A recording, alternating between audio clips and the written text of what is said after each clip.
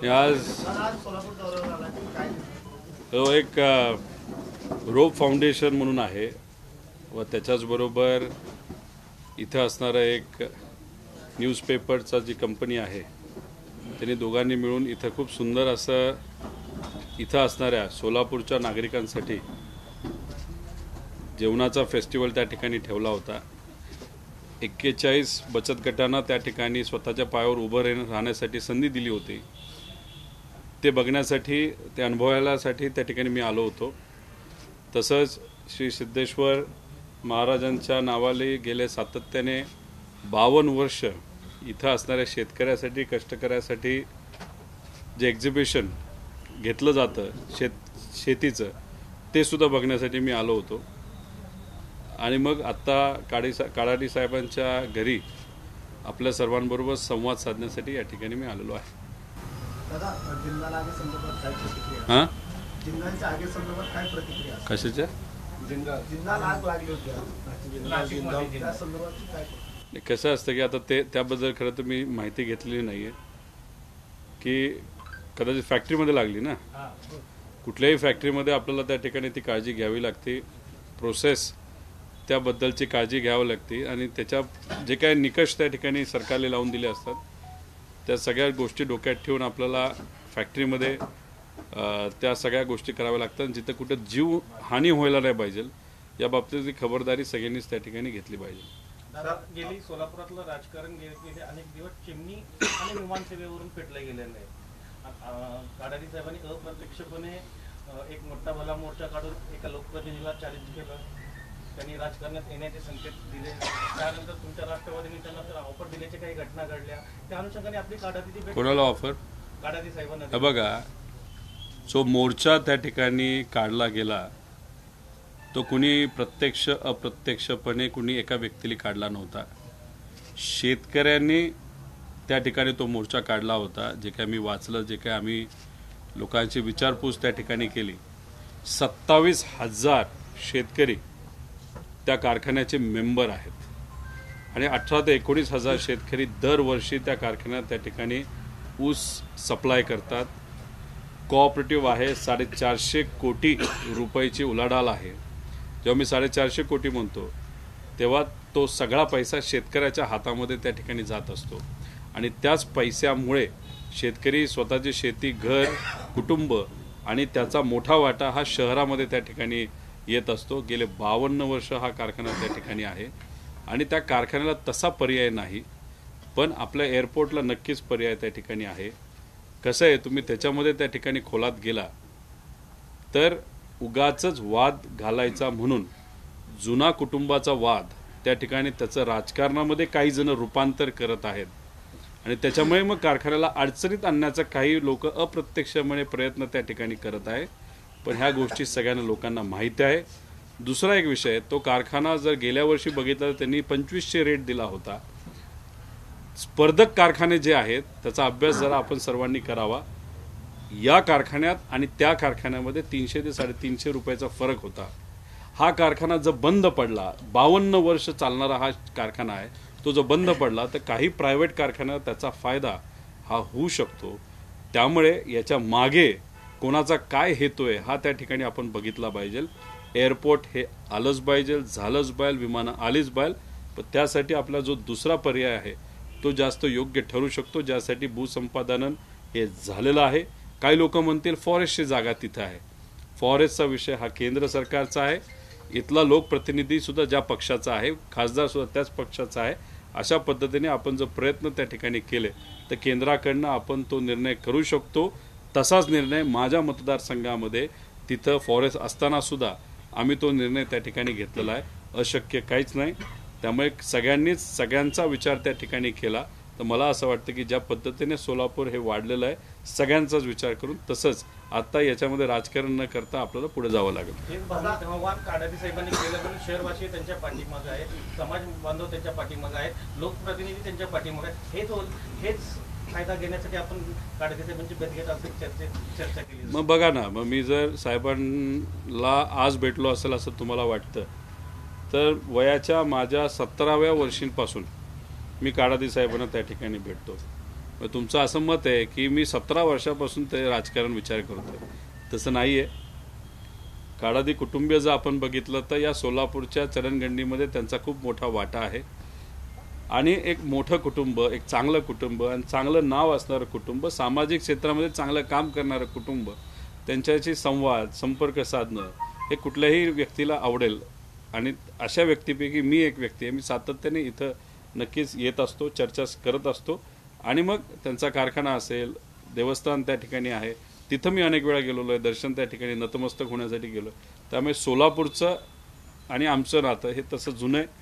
तसंच काळादी कुटुंबीय असतील आणि इथं असणारे जे सगळे जुने घराणे असतील, ज्यांनी या शहराच्या चरणगणनीमध्ये खूप मोठा वाटा त्या ठिकाणी केला, त्यांचं नातं त्या ठिकाणी आहे. सर अफरोज सत्तार का ऐसा कहना है, सर अफरोज सत्तार का ऐसा कहना है कि मेरे पक्ष के कुछ लोग मुझे अड़चन में, आमदार कुछ अड़चन में लाने की कोशिश करें, क्या वो आमदार आपके संपर्क में है?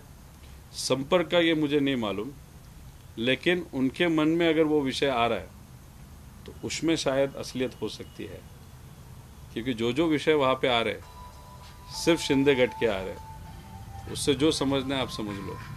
क्योंकि 1 महीना पहले या 20 दिन पहले बावनकुळे साहब ने एक वक्तव्य किया था कि बहुत जल्दी में वो बीजेपी के अध्यक्ष है राज्य के, तो उनके जो टर्म है उसमें उनको बीजेपी का मुख्यमंत्री वहाँ पे देखना है. तो उसका कुछ रिलेशन हो सकता है क्या. और दूसरी बात, जो एक्सपेंशन नहीं हो रहा, जो और मंत्रियों को संधि नहीं दी जा रही है, इसलिए जिनको मंत्री बनना है उनको ऐसा लगता है कि जो मंत्री पद में है उनका पद जाए, उनको वहाँ पे मिले. ऐसा उनका इंटरनल पॉलिटिक्स शायद बहुत जोरों से चल रहा है, ऐसे सबको लगता है. हमारा नहीं, लोगों को भी वही बात लगती है. अधिवेशनात काय मिळवलं, जनतेची कामं झाली? आम्हाला अनेक प्रश्न मांडायचे होते. प्रश्न मांडत असताना शेतकऱ्यांचे विषय होते, शेतकऱ्यांच्या विम्याचा प्रश्न होता, त्याच्याचबरोबर अतिवृष्टीमुळे जो पैसा लोकांना मिळायला पाहिजे होता, ज्या पटीने मिळायला पाहिजे होता तो मिळालेला नाही. लंपी रोगाचा पण पैसा 50% शेतकऱ्यांना त्या ठिकाणी मिळालेला नाही. त्यामुळे हे सगळे मुद्दे आणि जो काय आत्ता भाव आहे, सोयाबीनचा भाव स्टेबल आहे, तो आता कदाचित खाली जाईल अशी भीती आहे. तर हे सगळे मुद्दे जे आहेत ते त्या ठिकाणी आम्हाला मांडायचे होते. ती संधी त्या ठिकाणी आम्हाला दिली गेली नाही.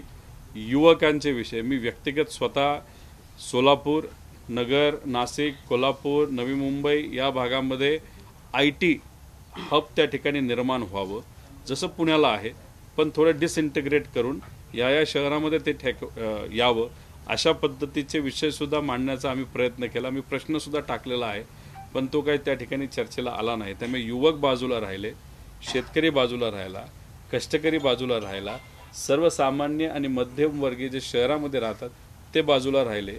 पहिल्यांदा आपण बघितलं की सत्तेत असणारे आमदारच त्या ठिकाणी त्यांच्या अध्यक्षासमोर त्या ठिकाणी आंदोलन करत होते. हे पहिल्यांदा आपण सर्वांनी बघितलं.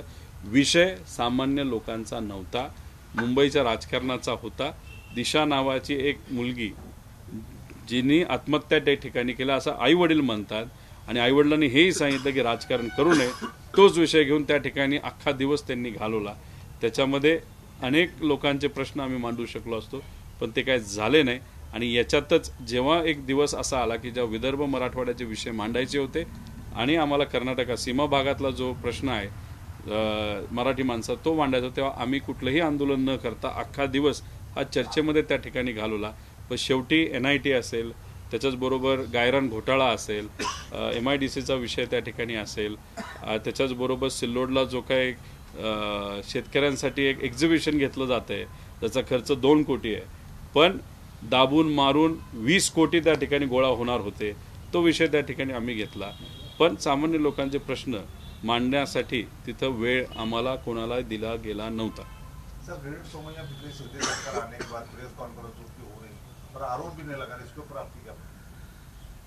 उसमें आप समझ लो ना, उनको वो पॉलिटिक्स आरोप लगा रहे थे वो गलत थे. गलत नहीं, उनको आप ऐसा पूछना चाहिए, जब बीजेपी सत्ता में नहीं था और बहुत सारे शिंदे गट के जो मंत्री है वो महाविकास आघाड़ी में थे, तब उन्होंने जो आरोप लगाए, जिनके खिलाफ लगाए, अभी वो सब बीजेपी के साथ है. तो उनको सिर्फ पूछो, उस टाइम आप नाटक कर रहे थे, टीवी पे आने के लिए, और अभी आप शांत हो गए या अभी जानबूझ के आप शांत हो?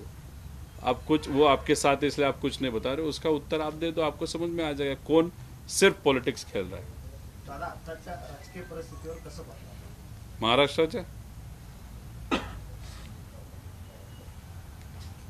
40 आमदार आणि बीजेपीचे ठराविक आमदार यांना सांभाळण्यासाठी हे सरकार चालू आहे. कुठलेही सरकार हे बदला घेण्यासाठी फॉर्म केलं जात नाही, पण हे सरकार बदला घेण्यासाठी फॉर्म झालेलं आहे असं मी म्हणत नाही. मोठे बीजेपीचे नेते त्या ठिकाणी बोलतात, आणि बदला घेण्यासाठी जेव्हा एखादी गोष्ट त्या ठिकाणी निर्माण होते त्याच्या मागे फक्त स्वहित असतं, स्वतःचं हित असतं, त्याच्यामध्ये लोकांचं हित नसतं. जो निर्णय आज सरकारने त्या ठिकाणी घेतलेला आहे त्याच्यामध्ये लोकांचं हित कुठेही त्या ठिकाणी दिसत नाही. मंत्री कमी आहेत, निर्णय हा लवकर त्या ठिकाणी घेतला जात नाही. पहिल्यांदाच तुमच्या आधीच्या पिढीली, आजोबांच्या लोकांनी आणि आपल्या पुढच्या पिढीली पहिल्यांदाच या 6 महिन्यामध्ये थोर पुरुषांचा अपमान होताना या महाराष्ट्राने त्या ठिकाणी बघितलेला आहे. गुजरातचं इलेक्शन असताना महाराष्ट्रातले युवकांचे हिताचे प्रोजेक्ट गुजरातला जाताना बघितलेले आहेत. तसंच कर्नाटकचं इलेक्शन समोर असताना सीमा भागाचा प्रश्न हा परत कर्नाटकाला त्या ठिकाणी आणला, तेव्हा महाराष्ट्राची बदनामी पहिल्यांदा आपण बघितली. आणि बिहारचं इलेक्शन जेव्हा होतं तेव्हा सुशांत सिंगचं प्रकरण बाहेर काढून मुंबई पोलीस, महाराष्ट्र पोलीस म्हणून महाराष्ट्राची बदनामी बीजेपीने त्या ठिकाणी केलेली. म्हणजे महाराष्ट्राचा वापर हा फक्त दुसऱ्या राज्यामध्ये सत्ता आणण्यासाठी त्या ठिकाणी केला जातोय. आणि खोलात जाऊन तुम्ही अभ्यास त्या ठिकाणी बघितला तर संयुक्त महाराष्ट्रासाठी जी लढाई त्या ठिकाणी सर्वसामान्य लोकांनी केली, अनेक लोकांनी आपला जीव सुद्धा त्या ठिकाणी या मातीसाठी त्या ठिकाणी दिला, तो कशासाठी होता की मुंबई आपल्या महाराष्ट्रात यावी. आणि आज जर आपण त्या ठिकाणी बघितलं तर अप्रत्यक्षपणे मुद्दामून मुंबईचं महत्त्व त्या ठिकाणी कमी केलं गेलं. त्यावेळेस मुंबई काही लोकांना मिळाली नाही, म्हणून आज मुंबईचं महत्त्व तुम्ही त्या ठिकाणी कमी करत आहात का? प्रोजेक्ट बाहेर घेऊन जात आहात का? त्याचा दोन निधी आमच्या महाराष्ट्राला त्या ठिकाणी बाहेर ज्यावेळेस पाहिजे होतं त्यावेळेस तुम्ही त्या ठिकाणी दिला नाही, पण दुसऱ्या राज्याने खास करून गुजरातला त्या ठिकाणी ॲडव्हान्समध्ये तो निधी तिथं वादळ आल्यानंतर त्या ठिकाणी देता आणि महाराष्ट्राला देत नाही. मग हा दुजाभाव का? मग तुम्हाला महाराष्ट्राचं आणि खास करून मुंबईचं सुद्धा महत्त्व त्या ठिकाणी कमी करायचं आहे का, असा प्रश्न जेव्हा आता सर्वसामान्य लोकांच्या मनामध्ये येतो. ही गोष्ट अतिशय वाईट आहे, ही गोष्ट अतिशय घातक आहे. आणि असं वातावरण जर सामान्य लोकांच्या मनामध्ये असेल तर हे राजकारण हा महाराष्ट्र इथली जनता स्वीकारणार नाही. शिंदे गटाचे जे आमदार आहेत त्यांना वायप्लस सुरक्षेची गरज वाटते का? काल अजितदादांनी त्यावर स्टेटमेंट केलेलं वायपाट खर्च हे राज्य सरकार करतं. महिन्याला अंदाजे 15 कोटी रुपये खर्च हा या ठराविक आमदार आणि खासदारांना सिक्युरिटी देण्यासाठी त्या ठिकाणी दिला जातो. इथं युवकांची फी देण्यासाठी सरकारकडे पैसा नाही. इथं अंगणवाडी सेविका, मदतनीस आंदोलन त्या ठिकाणी करतात, कम्प्युटर ऑपरेटर आंदोलन त्या ठिकाणी करतात. जेव्हा आम्ही नागपूरला होतो तिथं असणाऱ्या पोलिसांना रोज 25 रुपये देऊन जेवण घ्यावं लागत होतं. मग हा जो खर्च त्या ठिकाणी चालला आहे वर्षाला 150 कोटी रुपये फक्त प्रोटेक्शन देण्यासाठी, तो सुद्धा सत्तेत असणाऱ्या आमदारांना. मग सत्तेत असणाऱ्या आमदारांना जर भीती वाटत असेल तर मग सर्वसामान्य लोकांनी काय करायचं? सर्वसामान्य लोकांच्या प्रोटेक्शनचं काय? मग 150-180 कोटी रुपये तुम्ही ठराविक आमदारांना त्या ठिकाणी देताय. याच्यावरून तुम्ही समजून घ्या ना, इथं लोकांच्या सुरक्षतेचं, लोकांच्या हिताचं या सरकारला काही पडलं नाही.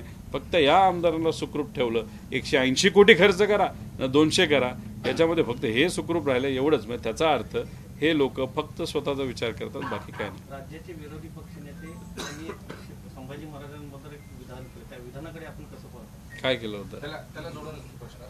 अजित पवार म्हणतात की संभाजी महाराज धर्मवीर नव्हते, स्वराज्य रक्षक. आणि देवेंद्र फडणवीस म्हणतात की स्वराज्य रक्षक देखील होते, परंतु धर्मवीर देखील होते.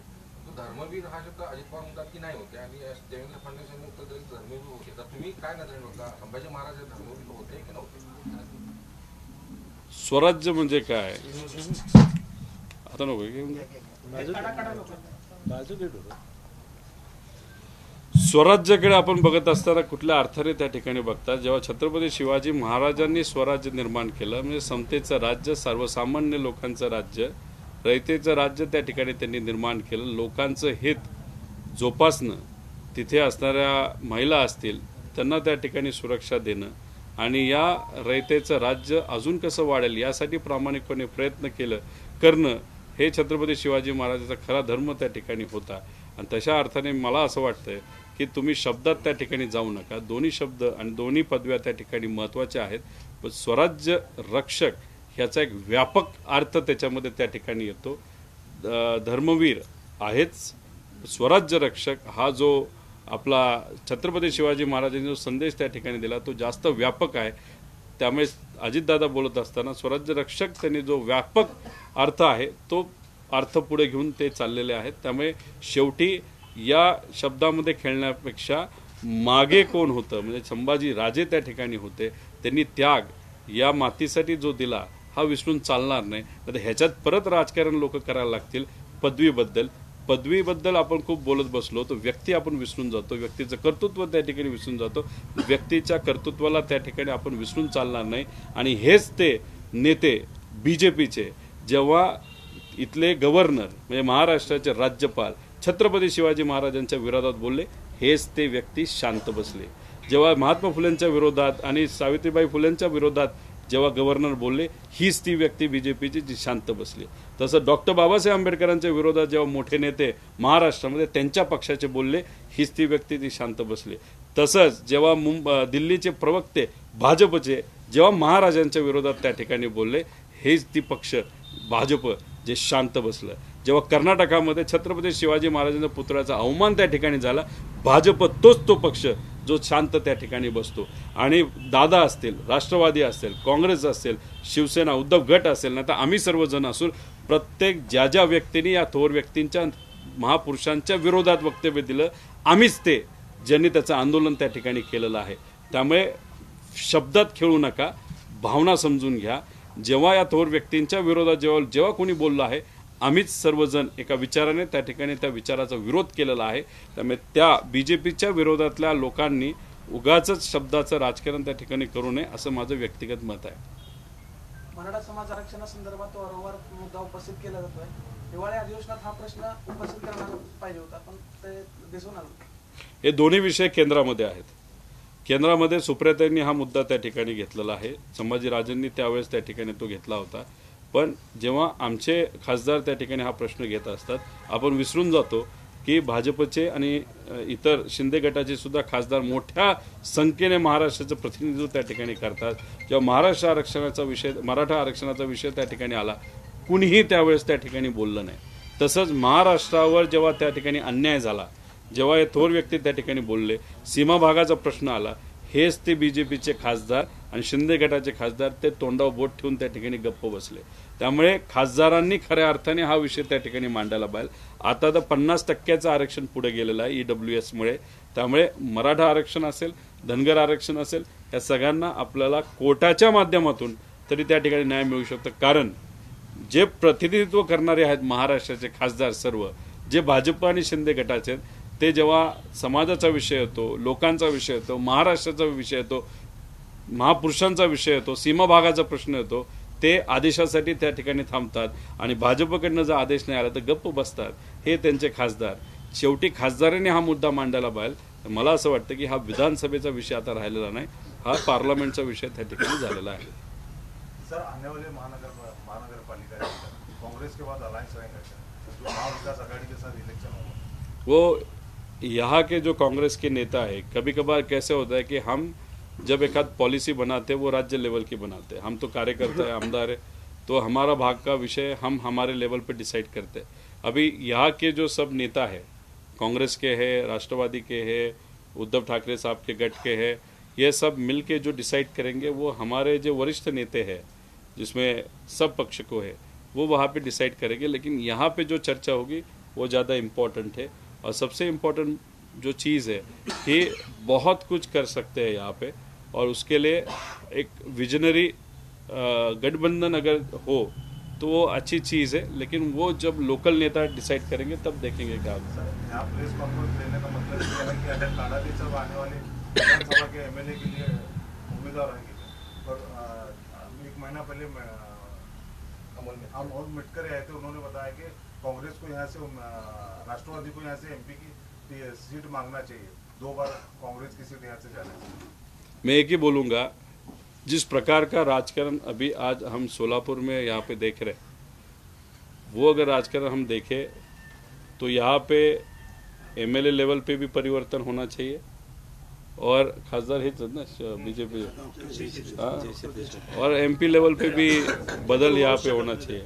हाँ, त्यामुळे बदल तो दोनों जगह पे होना चाहिए और वो बदल होते हुए कांग्रेस राष्ट्रवादी उनमें क्या चर्चा होती है, कौन कौन सा सीट वो लेता है, वो नेगोशिएशन पे वो हम देख लेंगे नेता लेवलों पे। लेकिन एक चीज बताता हूँ, यहाँ पे परिवर्तन होगा ऐसा मेरा कहना नहीं है, लोगों का कहना है। अब किसी भी व्यक्ति को बाहर जाके पूछो, जो जिस प्रकार का व्यक्तिगत राजकारण अभी हो रहा है, ज्या प्रकारचे व्यक्तिगत राजकारण त्या ठिकाणी आहे, एका संस्थेनं त्या ठिकाणी फक्त अडचणीत व्यक्तिगत हितासाठी आणण्याचा काही लोक प्रयत्न करत आहेत। दोन्ही बाजूला, एका बाजूला ऊस मिळण्यासाठी आणि दुसऱ्या बाजूला जुनं काय त्यांचं वाद त्या ठिकाणी असेल, याच्यात या शहराचा, या भागाचा, शेतकऱ्याचा विचार न घेता जे राजकारण काही ठराविक लोक त्या ठिकाणी करत आहेत, ती गोष्ट योग्य नाही। जी योग्य गोष्ट आहे, जसं की काडादी साहेबांचा जो लढा आहे तो सामान्य लोकांसाठी आहे, कारखान्यासाठी आहे, त्याच्यावर काम करणारे लेबर असतील, जे काही लोक असतील आणि शेतकरी असतील आणि शहरातला बहुतांश भाग त्या उलाढालीवर अवलंबून आहे। तर तो लढा त्या ठिकाणी ते लढत असताना आम्ही सत्तेच्या बाजूने त्या ठिकाणी, सत्य जे आहे, खरं जे आहे, जो सही चीज है उसके बाजू से हम हैं। याची संकल्पना या संयुक्त पत्रकार परिषदेच्या माध्यमातून तुम्ही करताय? योगायोग आहे, म्हणजे कसं आहे की आम्ही सर्वजण एका त्या फूड फेस्टिवलला गेलो, तिथून आम्ही ते कृषी एक्झिबिशनला गेलो आणि मग मला कळालं तुम्ही इथे आहात, मग कॉफी प्यायला इथे आलो आणि मग तिथंच ठरली होती इथे होती तर गर्दी खूप आहे, त्यामुळे मग आम्ही इथे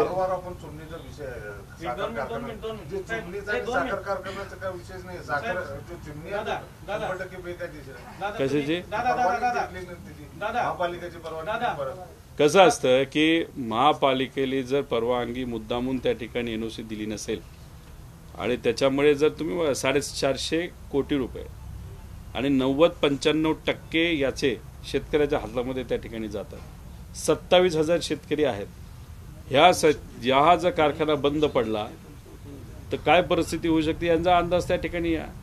शेवटी कोऑपरेटिव्ह फॅक्टरी आहे, अनेक वर्षांपासून या ठिकाणी ती चालू आहे आणि परत घेतली। फक्त काय झाली अडचण दादा, काँग्रेसचं गव्हर्नमेंट होतं त्यावेळेस एनटीपीसीला 300 मीटरला त्यांनी परमिशन दिली चिमणी बांधायला आणि गव्हर्नमेंट चेंज झालं, तेच बीजेपीचं सरकार म्हणतंय की 90 मीटरच्या वर आम्हाला अधिकार नाही। हे राजकारण तिथं आला। एनओसी आपल्याला बांधकाम परमिशन दिलेलं आहे, 1 मिनिट, बांधकाम परमिशन दिलेलं आहे कारखान्याला चिमणी बांधायला। कंडिशन होती की एअरपोर्ट आणि 2-4 ज्या वेगवेगळ्या ह्याच्या एनओसी आणायच्या, ती एनओसी एअरपोर्ट अथॉरिटीने अडवली आणि त्याच्यामध्ये मोठं राजकारण तिथूनच सुरू झालं। चिमणी बेकायदेशीर नाही, परमिशन नाही असं, चिमणी बेकायदेशीर किंवा परमिशन नाही असं जे तुम्ही म्हणता ते चुकीचं आहे। दादा आता आपण विधान केले की बोरामणी हा दुसरा पर्याय होऊ शकतो, कसं शक्य आहे? का नाही शक्य? कारण का वन खात्याने एका माडोकसाठी तिथली आरक्षण उठवणं ही शक्य नाही असं पत्र जिल्हा प्रशासनानं आणि राज्य शासनाला तुमच्याकडे जेवढं मारडोक एरिया नाही तेवढं माझ्याकडे आहे आणि तिथं रिस्ट्रक्चरिंग हे झालेलं आहे। प्रयत्न केले तर ते होऊ शकतं, प्रयत्न हे खासदारांनी त्या ठिकाणी करायला पाहिजे। तुमचे खासदार जर प्रयत्न करत नसतील तर त्याला आपण काय करणार? त्यामुळे मग इथं कार्यश्रम म्हणजे काय म्हणतात त्याला, इनएफिशियंट कोण आहे, अकार्यक्षम कोण आहे? सत्ता आहे ना त्यांची, मग त्यांनी केले का प्रयत्न? आणि दुसरं आता जो काही तिथं हे आहे हे तिथं कदाचित असंही कळतंय की जर आपण योग्य पद्धतीने केलं तर एक लाईन त्याच्यातून त्या ठिकाणी चालू होऊ शकते। किंगफिशर त्यावेळेस चालूच आहे, किती विमान येतात रोज 2-3 विमान आहेत। शिंदे साहेबांच्या 75 वेळा जवळजवळ 55 का 58 विमानं आली होती। 58 विमानं जर एकाच वेळी एका वेळी येत असतील तर हे एक अडथळा आहे सांगणं चुकीचंच आहे ना। 26 लँडिंग झालं टेक ऑफ त्यांची मागणी आहे की पेन्शन मिळाली पाहिजे आणि सरकारचे जर काम पडत असं फडणवीसांचं मत आहे की तरुण आमदार म्हणून तुम्हाला काय होतं आमदार खासदार पेन्शन असावी त्या विषयावर येतो. दुसरं कसं आहे, एक या परिसरामध्ये या शहरामध्ये IT हब असावं यासाठी सगळेच त्या ठिकाणी प्रयत्न करत आहेत. यासाठी वेगळी पॉलिसी असावी यासाठी सगळे प्रयत्न करत आहेत. मी जेव्हा इथं आलो होतो चर्चा झाली होती, हा विषय मी साहेबांशी बोललो, देसाई साहेबांशी सुद्धा त्या ठिकाणी माझी चर्चा झाली आणि त्या पद्धतीने काहीतरी एक पॉलिसी आपल्याला आणता येईल अशी सकारात्मक चर्चा त्या ठिकाणी झाली. आता महेश रावांच्या माध्यमातून एक प्रयत्न त्या ठिकाणी चालला इथं असणाऱ्या युवकांना आणि अशा पद्धतीने IT सेक्टर इथं येऊ शकतं. रेल्वे आहे, हे आहे आणि तसंही फ्लाईटचं ते आहे आणि जो दुसरा ऑप्शन आहे त्याच्यामध्ये विमानही येऊ शकतात, कारखाने जपू शकतो, राहू शकतो, शेतकऱ्यांचं हित बघू शकतो आणि आपल्या शहराचंही हित त्या ठिकाणी बघू शकतो. पण ह्याच्या मागे जे काही व्यक्तिगत राजकारण चाललंय, तुम्ही फक्त अभ्यास करा, ऊसाचा अभ्यास करा आणि कुटुंबाचा जो काही पूर्वीचा वाद असेल तो त्या ठिकाणी करा.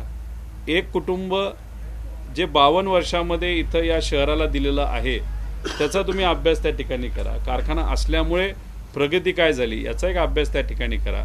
आणि काही लोक का मुद्दामून वाद घालतात त्यात फक्त तुम्हाला त्यांचं हित दिसेल आणि दुसऱ्या बाजूला ऊसाच्या बाबतीत सुद्धा एक दुसऱ्याचं हित त्या ठिकाणी दिसेल आणि या दोघांच्या संगनमताने असेल का वादात असेल माहीत नाही. एक चांगली वास्तू त्या ठिकाणी अडचणीत येते.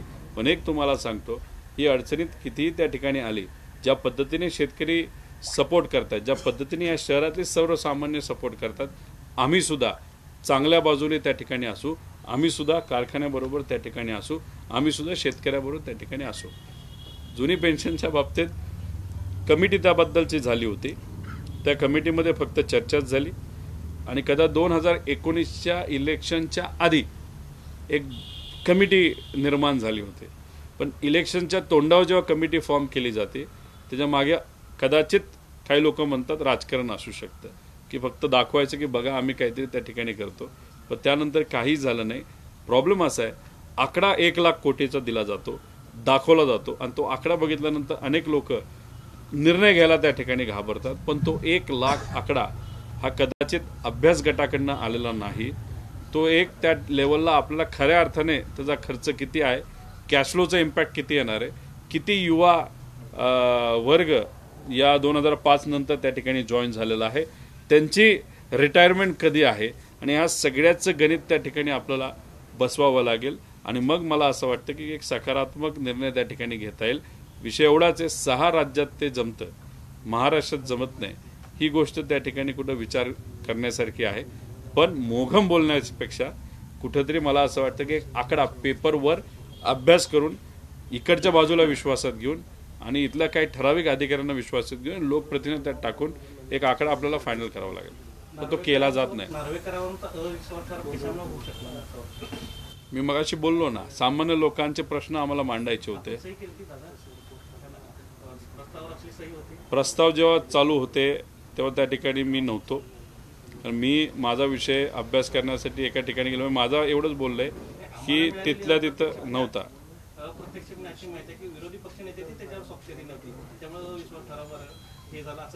हे झालं म्हणजे काय झालं, तो एक सबमिट एक ते प्रतिकात्मक त्या ठिकाणी ते होतं की तुम्ही सामान्य लोकांचे विषय मांडण्यासाठी आम्हाला संधी देत नाही.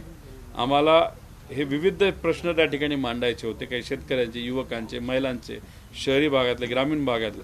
पण तुम्ही आम्हाला मांडून देत नाही. जे करप्शन मोठ्या लेवलवर गेल्या 6 महिन्यामध्ये झालेलं आहे, जे पेपरवर आलेलं आहे, कोर्टाने सांगितलेलं आहे, त्याबद्दल तुम्ही आम्हाला चर्चा करून देत नाही आणि त्याचा निषेध म्हणून तो प्रस्ताव त्या ठिकाणी अनेक आमदारांनी सही करून दिलेला होता.